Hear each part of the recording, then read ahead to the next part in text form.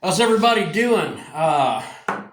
Saturday morning here at Axon Maine, Forge Memory, here in St. Elmo, Illinois, and I was like, I've got a couple axes that I pretty well finished up yesterday, sharpened them up like 5 minutes ago, and decided, hey, I'm going to do a video on why you should not keep your blades that you make too long. And some of you might be saying, well, if I make my blades, I like my blades. I'm proud of my stuff too. But as an active bladesmith,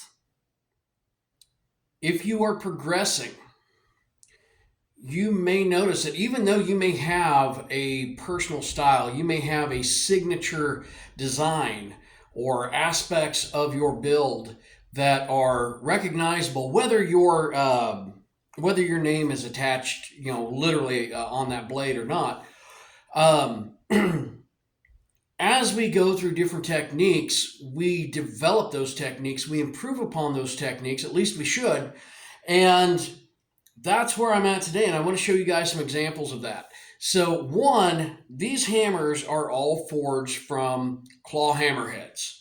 You know, those things that fall off the end of your hammer, and then you say, hey, it's just as you can pretty well buy a cheap claw hammer for the price of a handle, and then you don't have to fit the handle. A lot of people do that. So a lot of those hammerheads come into the shop. Now, some are cast, some are beaten to no longer being useful, and then there are some that are okay. And I've got about, I don't know, like 50 or some that are okay. And those are going to vary in quality, but it does give me an opportunity to make a lot of axes, which we do like to do here. And before you guys go, those look like cold steel axes in the back. Those are cold steel axes in the back because those are, I can't make them that cheap. And they look good on the wall, and sometimes they're fun to throw or use for reasonable yard work.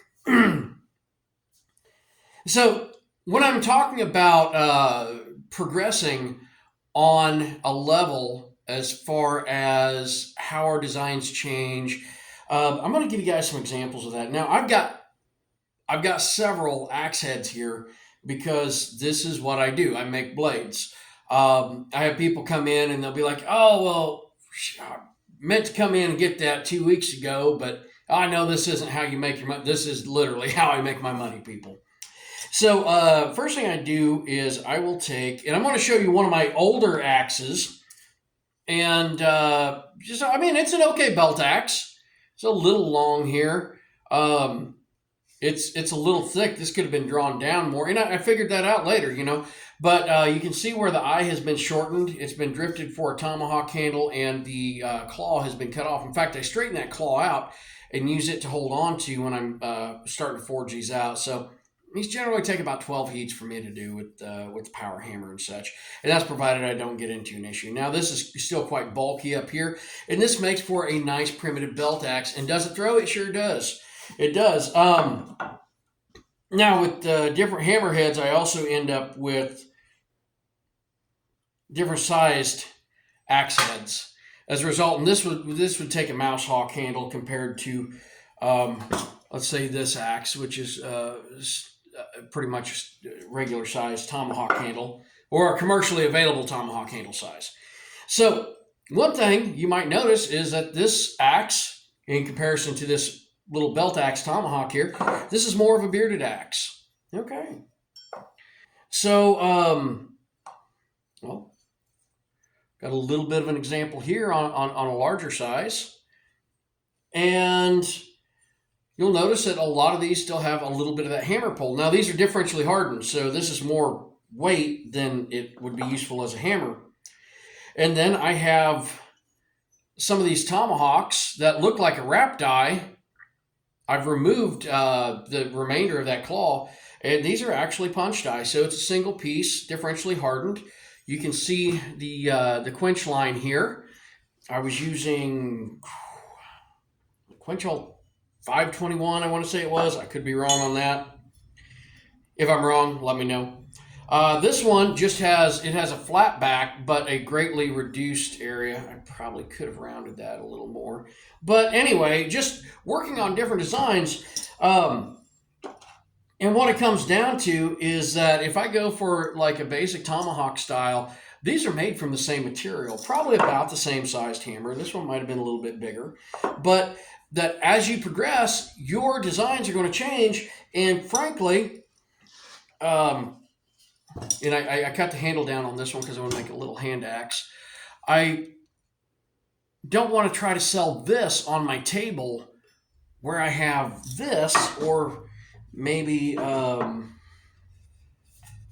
or maybe this, because frankly, this one looks like it's going to, in my opinion, this is the better piece. And yeah, I know I need to do some trimming up here. We're actually going to go test these out in just a moment. And there's, like I said, there's nothing wrong with this axe. It's fully functional, and it just so happens that this is work from a little while back. Um, so I encourage people, one, if you are a bladesmith, if you're a craftsman, make it, sell it, give it away, pass it on, make more. Always be making, because that's how we're going to improve, by repetition. And don't be closed-minded about things. Now, if somebody comes in and tells you, well, if you take that and you just make that out of mild steel, but you get those crystals to grow it, one, they're wrong. It's not going to be superior. I've heard all kinds of crazy stuff. That water hardens a blade, but oil just makes it tough. And no temper. Bad idea, people. But we have a lot more metallurgical knowledge than they did in the past. So I don't want to rag on people about that. I've got 4 axes here I want to try out. And so we're going to go over here to Axe on Main. And one of these times I'm going to do some blacklight videos, because it is set up for blacklight. All right. I have a cool setup here, people. I have a forge and axe throwing in my downstairs, and I get to make knives and axes and do awesome, cool stuff.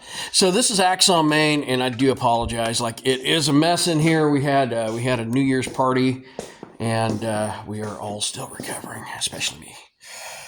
And some of these axe lanes. So this one, you can see the target's a little darker, and that's actually from spraying it down with water. I'm going to put my glasses on so I can see. Now, this is my little hand axe here, my little bearded hand axe. And I'm going to scoot up for this and see if I can stick this. Whoa!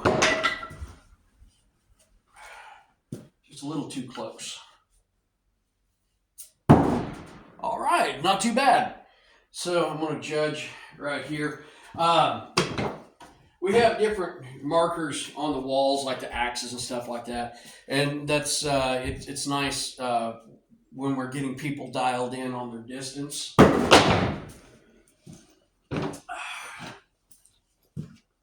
Which apparently I was not.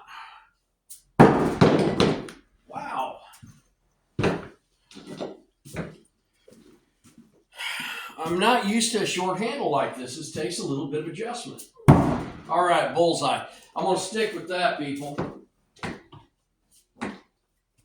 Not too bad. Now I'm going to go with one of my tomahawks here, and I'm assuming I'm going to have to be back just a bit. Let me slide this back a little. First time I'm throwing these. Okay, that one works okay. Distance for my tomahawks are usually a little further back than our 12-foot lane, so I've got some lines on the floor and such. This is just kind of a modification of a bearded axe. To me, it's a little shorter here. Little thinner blade.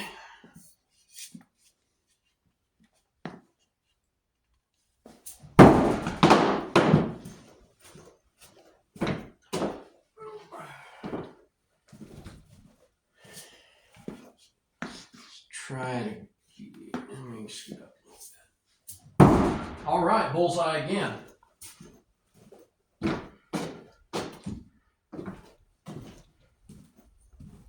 So this, the way the blade drops and being a little shorter, it sticks okay. It's just I'm used to having a little longer blade. Okay. And we've got another tomahawk now. This is pretty standard here. Let's see how it does. Okay.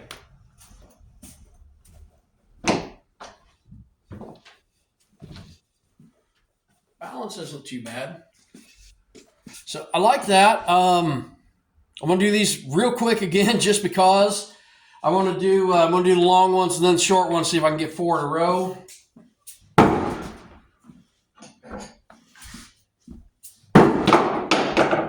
Well, I'm gonna tell you this: I'm not gonna get 4 in a row.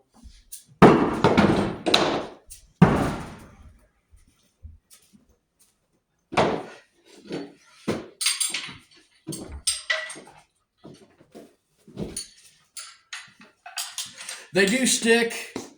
Each one's a little different. Let me go back in here to forge your memory real quick. But if you guys would like and subscribe, I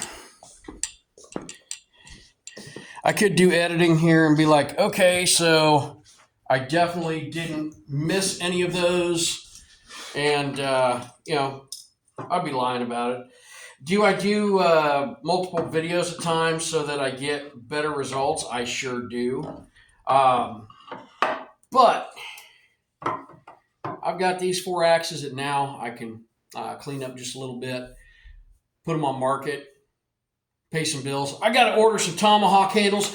If there's a build you guys would like to see, or if you're interested in forging, if you want to see any of my other work, you can watch me on Forged in Fire, Season 4, Episode 2, Deerhorn Knives, or on Master of Arms, Season 1, Episode 1, Flintlock Axe Pistol. I made something that looked kind of like that. Or, hey, maybe you're interested in coming in, throwing some axes, making some knives, or just talking in general. You guys have a great day. Hope you have I hope we all have an awesome 2025. And if you're a maker, keep making. If you want to be creative, be creative. And be open-minded about the possibilities in design. And remember, if someone's very set in their ways, they often don't grow. And in business, they don't stay our competition for that long. So you guys have a great one. What works, works, and what doesn't. It's that simple. We'll catch you later.